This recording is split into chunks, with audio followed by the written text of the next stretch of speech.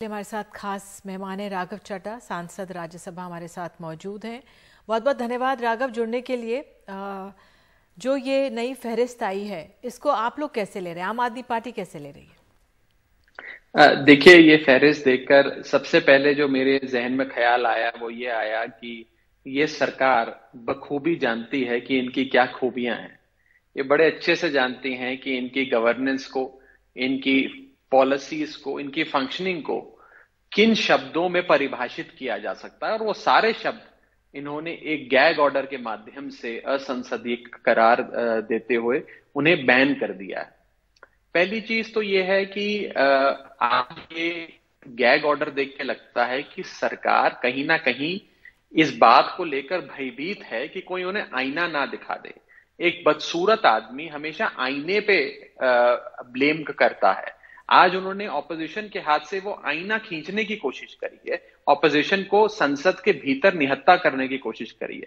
मैं आपको एक कानूनी चीज जरा बता दूं कि भारत के संविधान का कोई एक्ट नहीं, कोई कानून नहीं, बल्कि भारत के अपने संविधान का अनुच्छेद 105 स्वतः पूरी आजादी देता है freedom of expression and speech की हर सांसद को। और उसका दूसरा भाग उसी अनुच्छेद का ये कहता है कि freedom of expression of speech तो है ही है, इसके अलावा एक स्पेशल प्रिविलेज भी सांसदों को दिया गया कि आपके द्वारा बोले गए किसी भी कथन पर, किसी भी वाक्य पर कोई कार्रवाई किसी कोर्ट में नहीं हो सकती। यानी कि डेफोमेशन जैसे और अन्य प्रकार के जो रीजनेबल रिस्ट्रिक्शंस हम आर्टिकल 19 अनुच्छेद में होती हैं वो भी हटा दी गई और कहा आपको पूरी आजादी है, आप जो मर्जी बोलिए। क्यों? क्योंकि सरकार को अपने क्रिटिसिज्म में जो शब्द अगर ऑपोजिशन के एमपीज कहना चाहते हैं वो सुनने की ताकत होनी चाहिए। ऐसी परिकल्पना हमारे फाउंडिंग फादर्स की थी, जिन्होंने अनुच्छेद 105 के अंदर स्पेशल प्रिविलेज दिए सांसदों को। आज इन्होंने वो सारे स्पेशल प्रिविलेजेस छीन लिए और एक लंबी फहरिस्त जारी कर दी। मैं आपसे राघव समझना चाह रही हूँ क्योंकि आप राज्यसभा के भी सदस्य हैं। अभी स्पीकर साहब ने प्रेस कॉन्फ्रेंस की, उन्होंने कहा है कि कोई कार्रवाई नहीं होती है, माननीय सांसदों पर कोई कार्रवाई नहीं होती है अगर इनका प्रयोग होता है, सिर्फ ये असंसदीय घोषित की जाती है और जो रिकॉर्डिंग्स होती हैं उसकी कार्रवाई से इनको हटा दिया जाता है। देखिए, पहली चीज, हाउस के अंदर, सदन के अंदर मर्यादित भाषा का प्रयोग हो, ये दो चीजों से सुनिश्चित किया जाता है।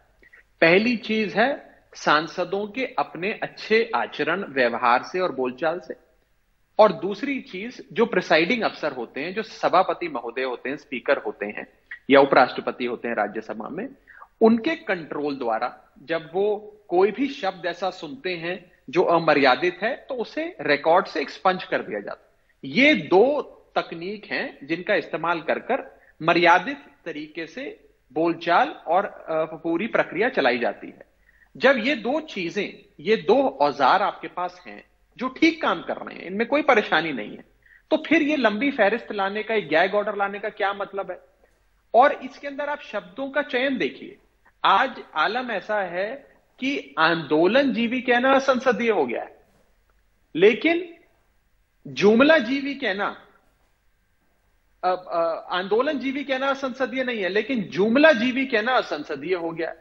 तो कहीं ना कहीं ये लिस्ट पूरी भारतीय जनता पार्टी के मुताबिक ही बनाई गई है, और इस लिस्ट की जरूरत क्या थी?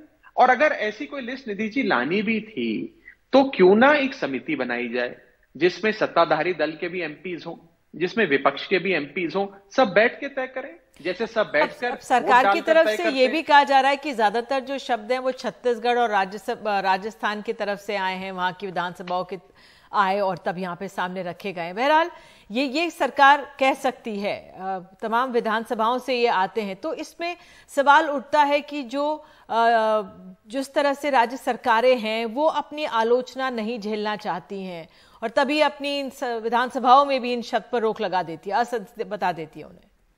देखिए, मुझे नहीं जानकारी कि किन किन विधानसभाओं में कौन कौन से शब्द हैं, लेकिन मैं इतना जरूर कह सकता हूं कि जुमला जीवी नाम का शब्द तो किसी भी भारत की विधानसभा के लिस्ट ऑफ अनपार्लियामेंट्री या संसदीय शब्दों की सूची में नहीं होगा, नंबर एक। नंबर दो, यदि हम इसको इस गैग ऑर्डर को डिक्टेटरशिप कहें या इसको तानाशाही कहें, तो वो भी असंसदीय, क्योंकि तानाशाह शब्द भी जो है उसको भी असंसदीय शब्दों का जो सूची जारी करेगी उसमें जगह मिल गई है। मैं आपको बस इतना कहना चाहूंगा निधि जी कि एक अटल बिहारी वाजपेयी साहब की भारतीय जनता पार्टी होती थी, जिसमें हम उनके बारे में देखा करते थे, पढ़ा करते थे, जिसमें विपक्ष को मजबूत किया जाता था। विपक्ष के एमपीज को वही सत्कार और वही आजादी और वही स्वतंत्रता थी जो सत्ताधारी दल के एमपीज को हुआ करती थी। और आज की भारतीय जनता पार्टी सांसदों को निहत्था करने की कोशिश कर रही है कि वो सदन के अंदर उनकी लाई गई नीतियों की आलोचना तक ना कर सके। तो ऐसा फिर तो समय एक ऐसा आ जाएगा कि जो भी आलोचना करेगा पहले तो उन शब्दों का जो प्रयोग करेगा उस पर कार्रवाई होगी, और सांसदों को फिर आने वाले समय में ये एंटी नेशनल भी कह सकते हैं। मैं आखिरी सवाल ये, क्योंकि जो आपने जिस तरह से आपने अपनी राय जाहिर की, कुछ इसी तरह विपक्ष के अन्य नेता भी कह रहे हैं, राहुल गांधी का भी ट्वीट कुछ इसी संदर्भ में है। मैं आपसे ये समझना चाहूंगी, क्या इस मसले पर विपक्ष एकजुट होगा? क्या विपक्ष इस मुद्दे को उठाएगा या अपने अपने स्तर पर आलोचना कर विराम लगेगा? देखिए, अब विपक्ष जरूर चाहेगा एकजुट होकर, और सिर्फ विपक्ष ही क्यों, मैं तो अपील करूंगा कि एनडीए के जो घटक दल हैं वो भी इसमें साथ आएं और साथ मिलकर भारतीय जनता पार्टी को यह एहसास दिलाएं कि इन गैग ऑर्डर्स के माध्यम से आप एक बहुत बड़ा हमारा स्तंभ है जो लोकतंत्र का लेजिस्लेचर, उसे कमजोर कर रहे हैं। देखिए, 4 स्तंभ कहे जाते हैं निधि जी, और चारों पर आज हमला हो रहा है। पहला स्तंभ हो गया आपका जुडिशरी, जिस पर हमला हो रहा है।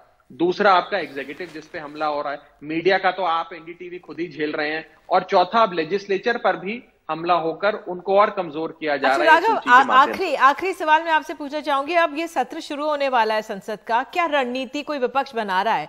किस तरह से शब्दों को आप लोग बुनेंगे?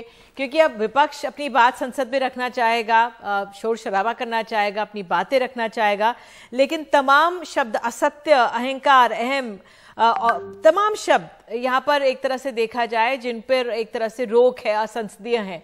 तो किस तरह से आप लोग अपनी बात रखेंगे या मौन रहेंगे? देखिए, बिल्कुल नहीं, मौन तो मुझे नहीं लगता कि रहा जाएगा। मौन रहेंगे तो फिर तो इनको वॉकओवर मिल जाएगा, पर अपनी बात को मर्यादित तरीके से रखेंगे और सरकार को इस बात का एहसास दिलाएंगे कि आपको इस लिस्ट को वापस लेना चाहिए और एक समिति बनाए। अगर कोई आपको ये सूची निकालनी ही है तो एक समिति बनाए, समिति फैसला ले। बस एक चीज मैं निधि जी आपको बता दूं कि इसके अंदर मैं बड़ा आश्चर्य हुआ मुझे लिस्ट देखकर। इसमें जैसे एक शब्द का प्रयोग किया गया कि करप्ट या करप्शन शब्द का आप प्रयोग नहीं कर सकते।